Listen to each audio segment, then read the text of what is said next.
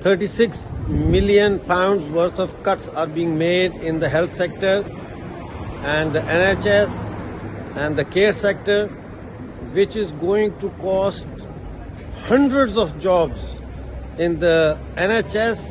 These cuts will affect you, and they will affect you because as you struggle to hold a full-time job and look after your children, you'll also be juggling the care of your parents and your grandparents because there will be no public services. All of you are getting a tag to T's and C's, right? Anyone working in an office? Yeah. Right? Use a safe relatively speaking because... No cuts! No cuts! No cuts! No cuts! No cuts! No cuts! No cuts! Scottish government or the British government says they are starved of cash. If they are starved of cash, then how come they have found 300 million pounds to send 200 illegal immigrants to Rwanda? That is just under 1 million pounds each they are spending on these illegal immigrants to be sent to Rwanda.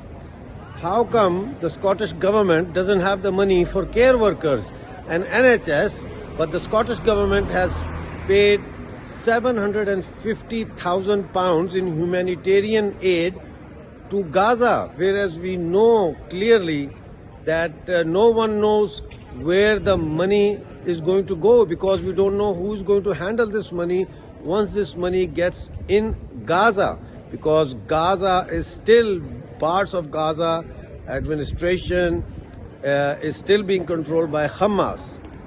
Now, workers in the charitable and private sector cover about 2/3 of the workforce that undertake the work in social care across Scotland. That's about 220,000 workers in total, and 2/3 of them will be employed in charities and in private organisations. And so, like Glasgow, like every other city, there are lots and lots of these workers that are out delivering services, often to the same people that you deliver services to, often doing the same job that you do, only the reality is that they will be paid £2 or £3 an hour less, or they might be working for companies that does not offer them any benefits like sick pay, etc. And the sad fact is that we were made promises in 2019 when the Fair Work report came out about social care. We were promised that the Scottish Government would reform the system of social care and it would make it better, and that would include significant improvements for the workforce. And during COVID, we saw that essential services are not just done by public service workers. Essential services are often done by workers in the charitable sector and in the private sector, that our system relies on this workforce to undertake the care that we need in society. And promises were made following COVID. Promises were made to right the wrong, because we had to put an immediate sick pay system in place for these people because they were working with no sick pay. That's right, if they had sickness and diarrhoea, they either couldn't feed their families or they went into work and they made other people more vulnerable. That was the only choice laid out in front of them. And so the Scottish Government said, we will intervene. And the National Care Service Bill came about, and we were promised reform in the sector. Now, I'm here to sadly report that over 2 years later, they have delivered absolutely nothing on this. In fact, private and charitable social care workers have received no improvement in their terms and conditions since 2017, when they were given the real living wage. Not a single extra penny in their pocket. And in fact, things have got worse. Because guess what happened in May 2023? They withdraw the COVID sickness scheme. So that means that social care workers in this city don't even get sick pay anymore. That's right, the people who work in care homes and go in and work beside vulnerable people don't even get sick pay.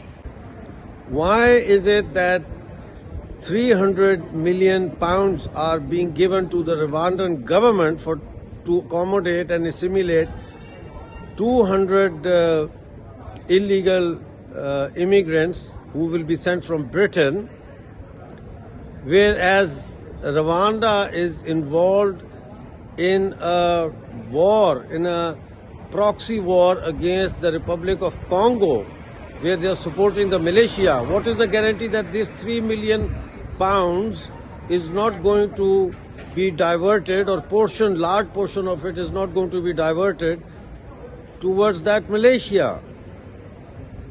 They say we have no money. Where did they get this £300 from? Where did the Scottish government dig out £750 for Hamas?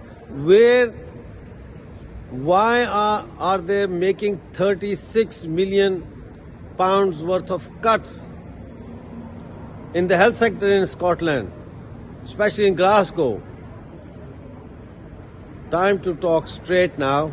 It is because we have an incompetent government, a government both in Scotland and in Westminster that not only cannot deliver, they don't even have the will to deliver. They have already proven beyond doubt that they cannot reform Britain. What we need is a party that can promise reforms in Britain, and grassroots and groundbreaking reforms. Keep watching Time to Talk Straight.